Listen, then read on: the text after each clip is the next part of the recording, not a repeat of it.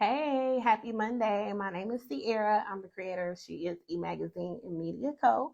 And just want to let you know we are having special guest Cherie on here. She's going to be talking more about her new book that she dropped, her new journal that she dropped, and everything in between. She is a professional, so she knows what she's doing. We're going to be talking about self care as well. So I do see that she's actually jumped in here. So let me get her inside of the video. Talks, and I love Dr. Cherie, so I'm here for her. Like she's the real deal. When she jumps in here, you'll know like she's the real deal. I love talking to her. So I hope you guys enjoy the She Talk. Hey. Hey, let me see. Wait a minute, where's my? Okay, okay, there we go. How you I'm doing? well. How are you today? Oh well, I know it's been a little minute, but I'm glad to have you back on today. I'm glad to be here. Yes, yes. Let Well, me, let me invite some people right quick. yeah. Let's get them in here. Let's get them in here. So yeah, I was telling everybody like, you know, you always get us together. There is no in between with you. It's either one way or the other way. So if they're looking for honesty, they definitely need to come talk to you. That would be me. That would be me. I do that. Okay. Yes. Let's. Okay. All right. Now it looks like I don't know for some reason. Now, are you able to see me? Because it looks like you're a little cloudy on my side. Okay. Hold on a second.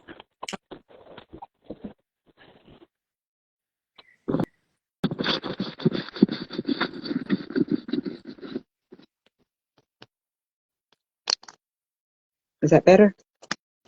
Yep, somewhat better. I don't know. I'm not sure if it's like Wi-Fi or something, but it looks a little cloudy from my end, so I'm not really sure. Turn, Um, turn my Wi-Fi on. yeah, I was gonna say it could be that, but I can hear you and everything, so I just want video. There it is. Oh yeah, that's much better. I can see All right. you.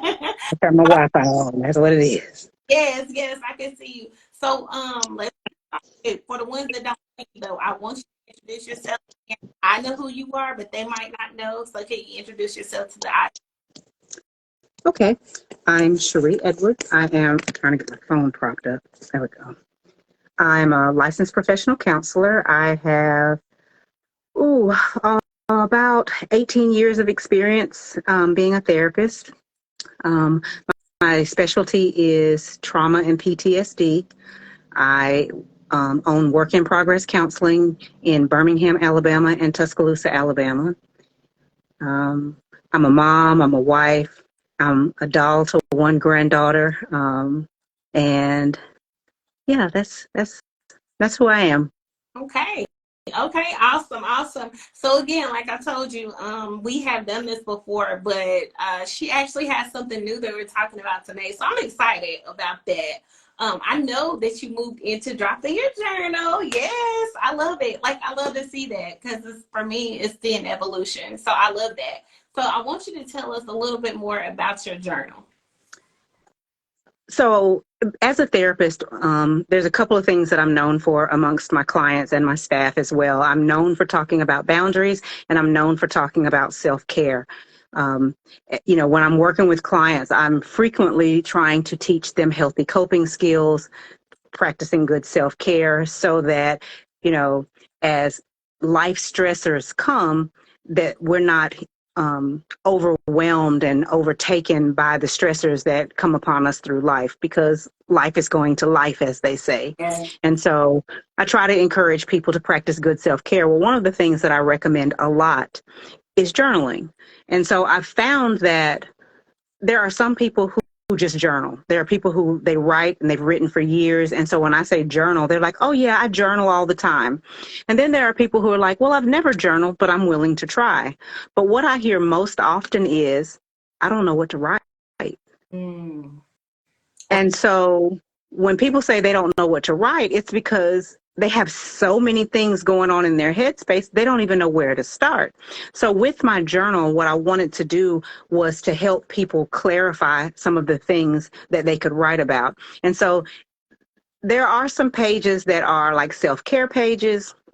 There are some coloring pages. There are some pages that where there's information about mental health and there's information about coping skills and what I want people to do. And then there are themes to the it's not just a journal, it's a guided journal. And so there are prompts on most of the pages to say, okay, here's what you can write about today. And so I advise people on the very first page, use any of them, use all of them, use none of them.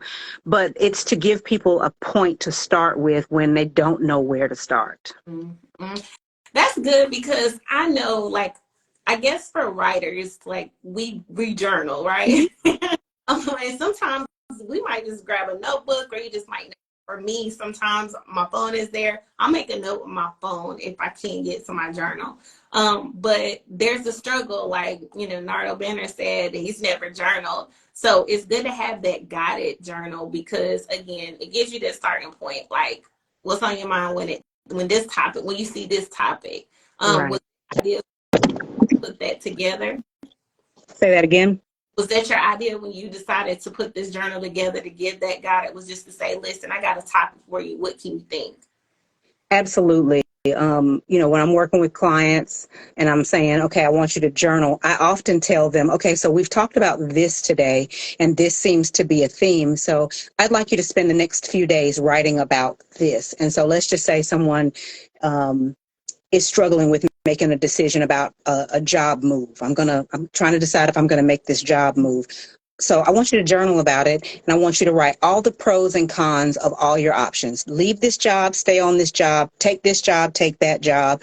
What are all of your options? List all of your options, and then for each option, I want you to just journal about what are your pros and cons. And so that can sometimes help people see things that they wouldn't otherwise have seen. So it's important.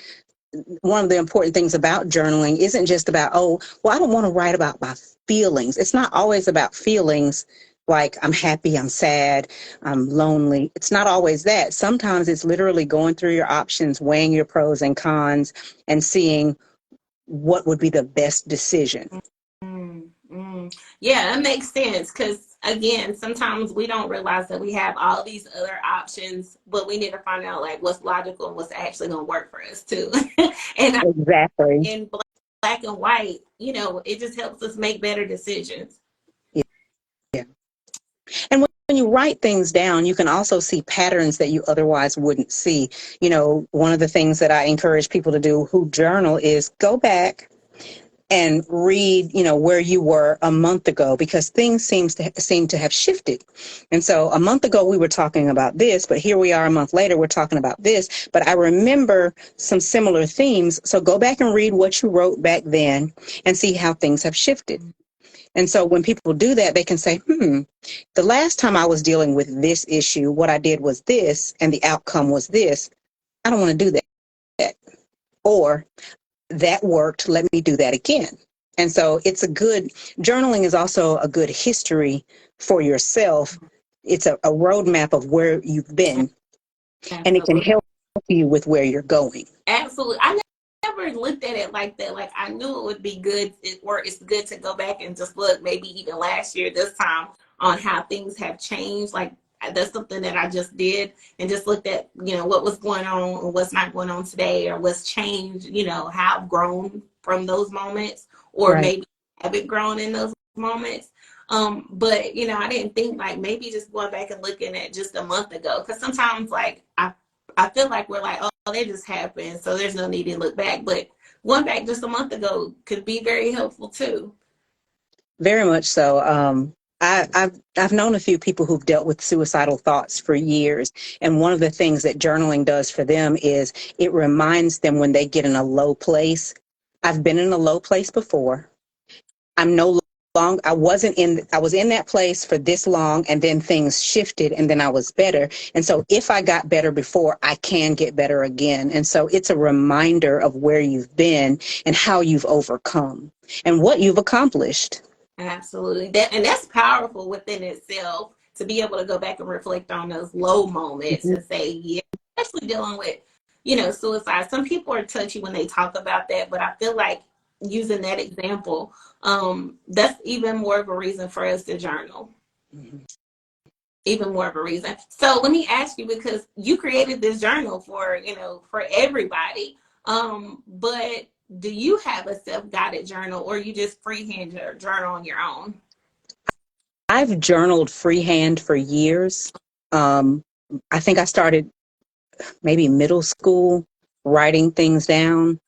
Um, I like to write, and so I don't use a guided journal, but I'm pretty excited about this one. And so I actually plan on starting this one myself. Okay, I love it. I love it. So, what actually makes this particular journal different from somebody else's self-guided journal? I really can't tell you because I haven't read everybody else's self-guided journal. But what I do know about this one is I spent over a month with this one. And as I gave information about, for example, self-care, all of my prompts then for the next week or two focus on self-care. So this journal is kind of it's meant to not just be a journal, it's meant to be a self-care tool. So it's meant to help people with self-discovery. It's meant to help people with, it's actually a self-care, putting together a self-care plan of, okay, this is where my life is and how I'm going to improve over the next 3 months, because there's enough pages to journal every day for 4 months. Wow.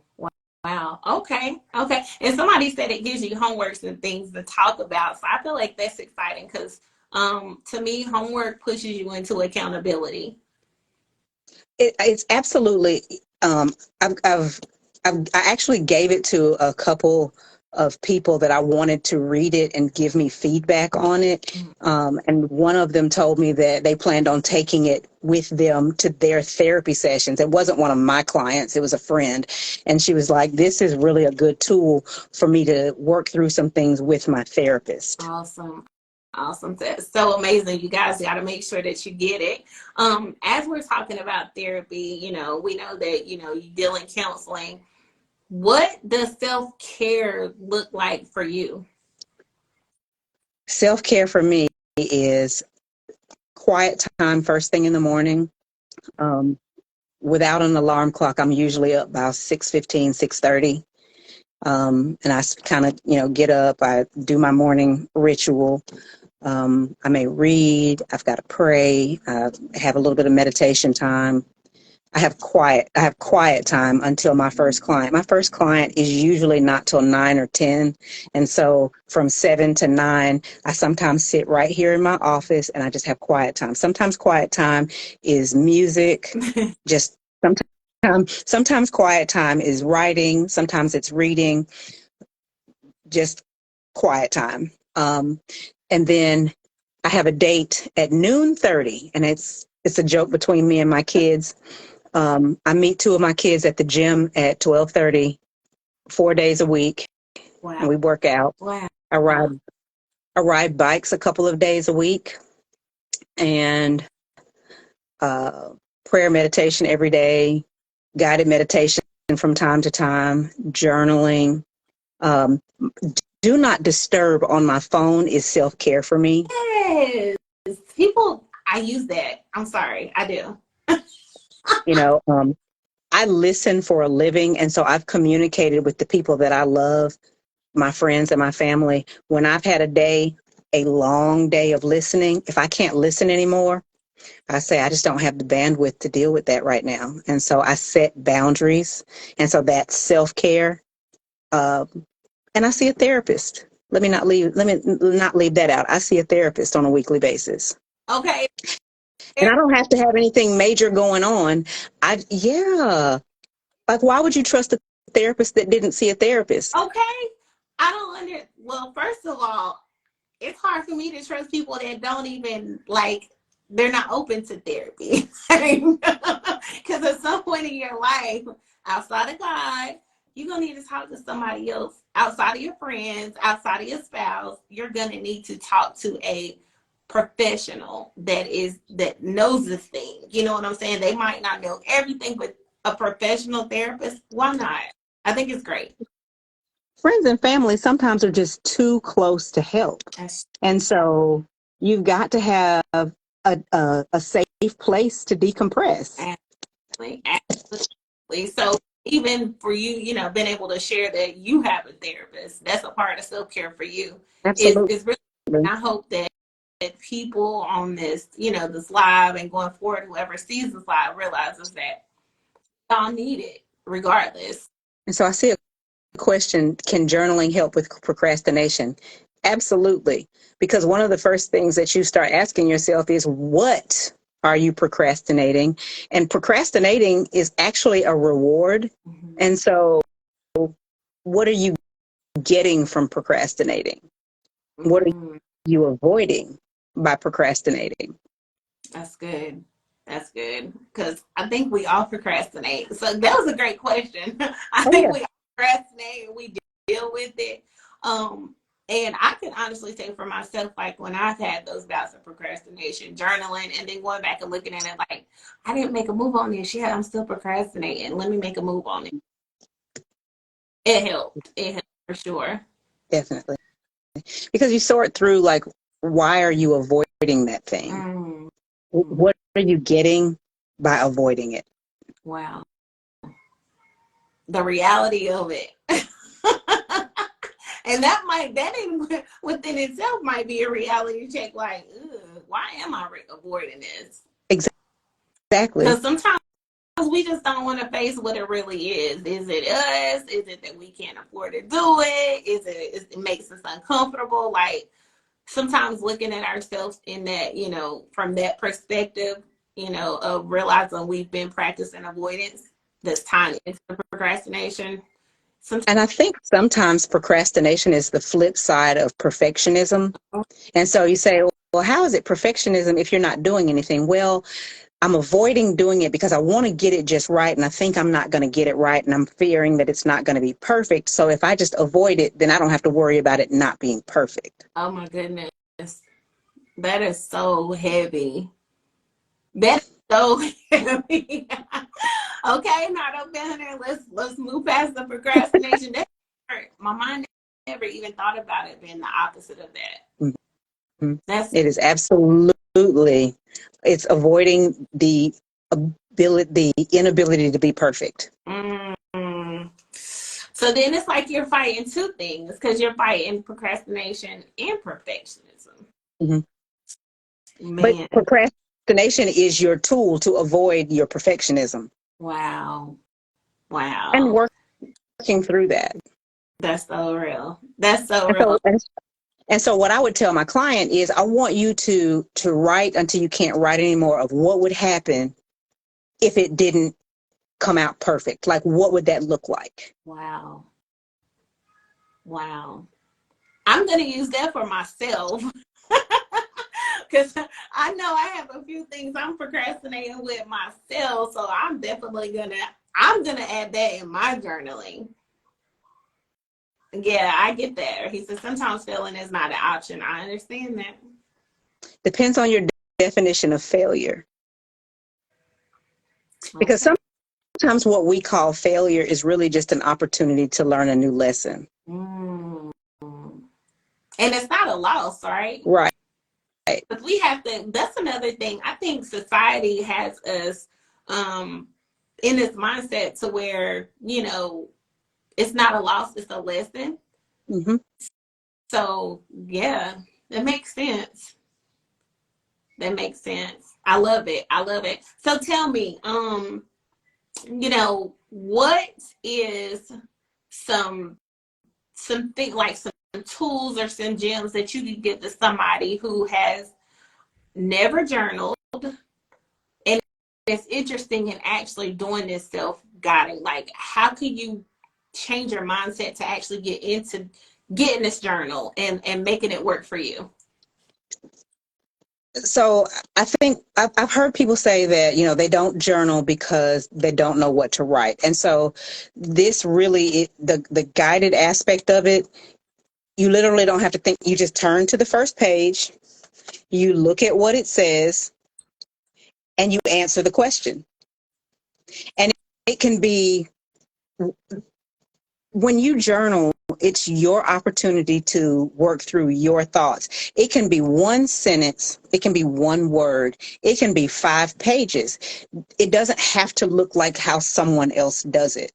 I think a lot of times we look at, and social media makes us this way, we look at how somebody else's life looks, and we think, well, I got to do it like that person has done it. They went to college at 17 and they graduated at 21. Then they went to grad school and they graduated at 23, and they had their dream job at 23. They bought a Benz at 24. They bought a house at 24. They got married at 24. They had a kid at 26, and I've got to do it like that. And that's not really how life works. Like, we all are on our own journey.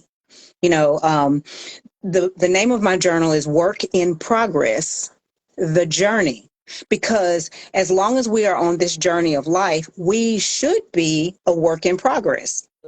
We should be doing something every day for ourselves, on ourselves. And it's not about looking like how you look or how my friend looks or how my sister looks. It's not about doing it the way anyone else does it. It's doing it the best way that I can. Absolutely.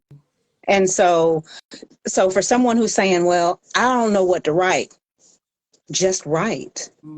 There's a couple of pages where I say, don't judge your thoughts, just write them. Whatever they are, just write them until you get tired. Wow. It's just a free thought. Just write what's in your head. It doesn't have to look a certain way. I think the person too that would be dealing with that, a lot of times we're in our own heads and we're like, it needs to look a certain way when we're journaling.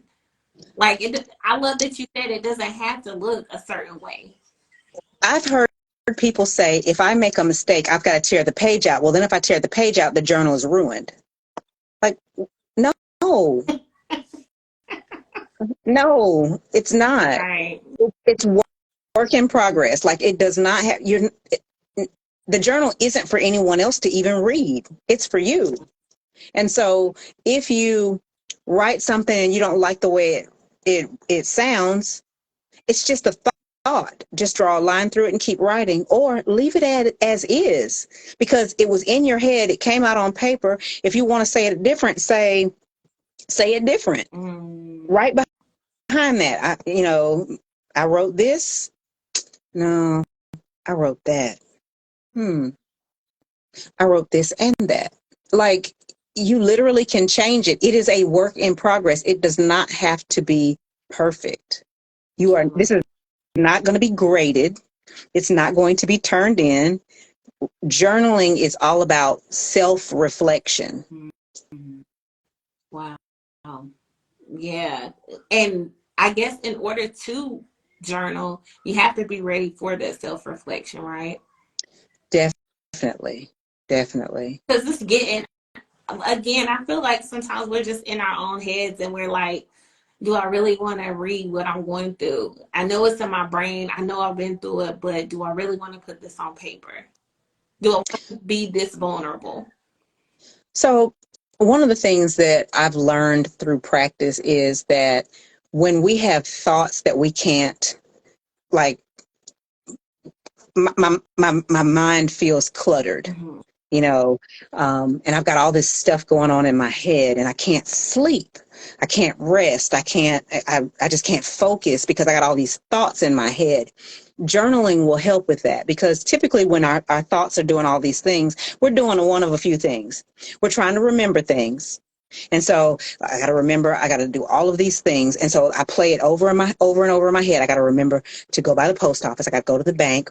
I got to fill out that application. I got to send my resume. I got to email so-and-so. And so I'm trying to remember things. If I write it all down, it frees up my headspace because I don't have to remember it. Right. Another thing we do is we are rehearsing things. Okay, so I'm going to talk to her later on, and I got to remember I want to say this, and then I'm going to say this, and I want her to know this, and I want to, and so we're rehearsing what we have coming up. If we write it all down, we don't have to rehearse it because we've written down all of our points. And the other thing that we do is we rehash. And this is really a journal thing. When we rehash, that's in our mind. Oh, I said this. I wish I had said that. I said this. I did that. Why did I say that? She probably thinks I'm dumb. Why did I say that? I should have said this.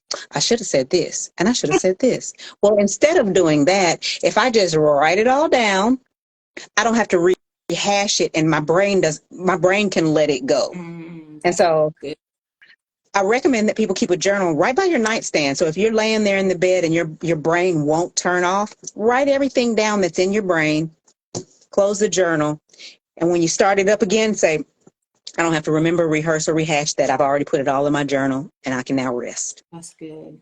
That's good. Yeah, freeing your mind for me is what works, and that journaling is the thing.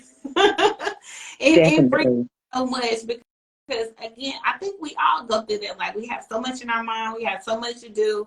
Life be lifing, every day. every Life's every day. every day. So to be able to have a journal and to be able to put your thoughts there, your dreams there, I feel like I put all of my stuff there because I need to just free my brain. Yeah, I need to. Absolutely. I'm glad that you created this beautiful tool. I want you to tell everybody though how they can get it, and keep following you. Okay, so on all social media platforms, Instagram, TikTok, what else?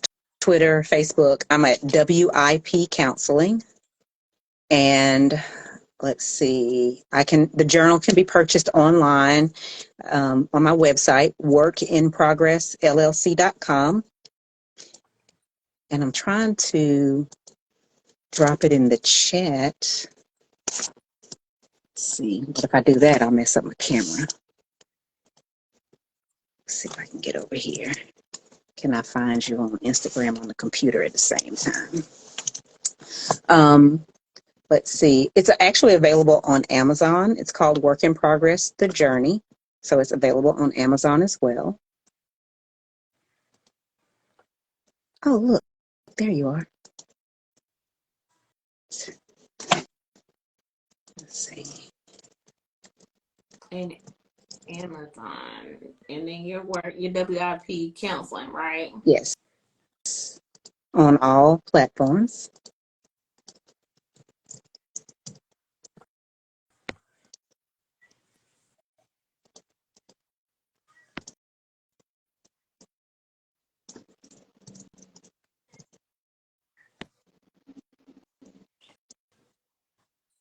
And I got some pretty funny videos on TikTok. You got to find me. I'm silly in real life. Yeah, so definitely make sure that you grab this tool again. If you've never been a person to journal or you're already journaling, it's never, harmful to grab another journal that's going to help you along the way. So thank you so much, Cherie. I appreciate it every time that we talk. I think it's a blessing. I think you're a blessing and a great resource and a tool and an advocate for us because we need that. I love talking counseling. I love talking boundaries and self-care. Too often we don't have space. We're not taught that we need space. We don't have the space. We don't have the bandwidth to just take care of ourselves. Especially Black women. There are other people who don't take care of themselves, but especially Black women. We watch our moms, our grandmoms, our aunts take care of everybody but themselves. And so, a lot of my platform is really focused towards teaching Black women, hey, you need time for you. My daughter actually just joined the chat, and one of the things that I'm like proudest of is watching her in her journey do meditation take time for self-care, really work on herself. Like, it's like, yes, don't be all things to all people. Don't do that. Like, you know, retire the capes. I am not Superwoman, and I never wanted to be that. We don't have to take care of all of the people at all of the times. We need to start with ourselves. If as a professional, if I can't show people that I am practicing self-care, like I've been off work for like 10 days I because love it. I work like 10 days. I miss my clients, but I need self-care. I cannot continuously pour out, pour out, pour out and be there for people. And I don't take time to restore, rejuvenate, refill my own cup. And so Right. I try to practice what I preach, and I try to do it out loud in front of people so that people know that I'm not just telling you to take care of yourself. I'm doing it too. Okay. I love it. I love it. And that's another important thing. Like we gotta take the hero cape off and take a break. Nobody's telling you how long to take it. Take a break. Work, entrepreneurship, take a break. That's a struggle that I feel like a lot of us have, especially as Black women. We hate to take a, it's not, I can't say hate to take a break, but some of us like We've been conditioned not to. We've been conditioned work, work, work, work, work. it. We That's have been so conditioned to be all things. You got to be there for your mama. You got to be there for your sister. You got to be there for your sister friends. You got to be there for your man. You got to be there for your woman. You got to be there for everybody. And so the reality is, so I did a talk this weekend about boundaries and self-care. And one of the things that I asked the women there, I said, for everybody who has kids, how often do you feed your kids? And they all looked at me like I was dumb. And they were like, every day, like several times a day. And I'm like, so you take care of them every single day? And they were like, yeah. Okay, so what do you do for you every single day? Crickets. Like, sure. what do you do every day for self-care? Yes, I mean every day. And I don't mean I get my nails done every 2 weeks. I get a massage once a month. I go on vacation once a quarter. No, every day there needs to be something that you do that is self-care. I love Self-care also includes, like I said earlier, self-care is do not disturb on my phone at 9:59 Oh, p.m. I'm every night. there. 9:30. I'm there. That's self-care. Self care till 9:30 the next day. Do not. Self-care every day. I went to the gym today at 12:30 with my girl, and we got it in. We lifted weights, and we walked out together looking at each other like that was stupid. It was great. Yes, it was. Self-care, Self you care. know, taking time for a healthy meal. For all of you who are listening, who eat lunch at your desk at work, stop it. Take a break and eat your lunch. Not while working, not while answering calls, checking emails. Unplug, enjoy your food for 30 minutes, and then get back to work. Okay. The reality is that job will replace you before your body is in the ground good. That's so true. That's You don't need to work yourself to death to prove that you're valuable. Prove that you're valuable by taking good care of you. absolutely. We Absolutely. take better care of our cars, our clothes, our shoes than we do of ourselves. It's so true. It's so true. And you know, one thing that I just like within the last year, I'm getting to the point where when I take work, take off from work from my 9 to 5, I don't feel guilty for taking off. I'm not checking emails anymore. I'm not, if you need me, contact. No, no, no. I have my boundaries. I will see y'all when I come back. But that So I'm let, a part of that hero syndrome that women and Black women have been gone through, that trauma of work, work, work, work, work. Somebody's gonna need me. I need to be available for them to need me. so let me tell you a secret. If you work on a job where you make a salary, Okay. let's just say you make $1,000 for 40-hour work week. Mm-hmm. Every hour over 40 that you work, you decrease your salary. Facts. Facts. Because if you make, what's that, $250 an hour? No, $25 an hour. I'm sorry, $25 an hour for 40 hours a week. Is that right? No, $250 an hour. Child, my math isn't mathing right now, but you know what I'm I saying. know what you mean. And then you work 10 hours over, you decrease your pay. You no longer make that money an hour. You make less money an hour the more hours you work. It's the truth. They don't pay you anymore if you're on a salary job. They do not. It's the truth. So They don't. stop. Please. And thank you. Yes, stop. I'm glad that you broke it down like that. People don't think about that, but I don't like working for free because that's what you're doing at that point. When you don't take vacation days, you're giving back money because you earned those days. They didn't give them to you. Absolutely. So You earned those days and you're giving them back. You're giving back money that you earned when you don't take vacation days. And all of that is meant for self-care. Somewhere along the way, somebody decided that employees needed sick time and they needed vacation time. And they didn't really do it for the companies. They did it because it makes you a more productive worker. Well, it makes you a more productive worker because you are taking care of yourself. And you stay healthier the more you practice self-care.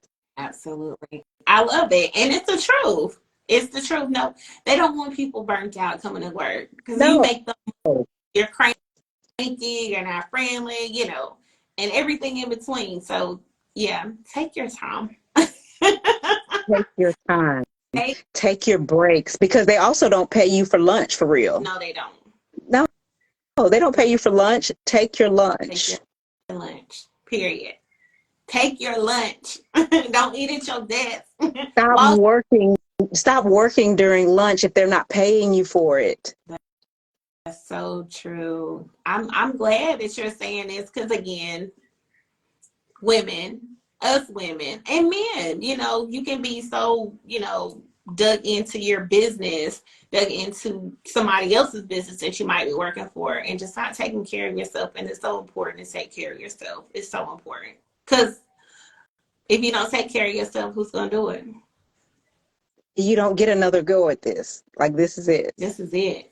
This is it. So, yes, thank you for those gems and those reminders because that's just something that we all need to do and just be mindful of how important it is to actually take care of ourselves.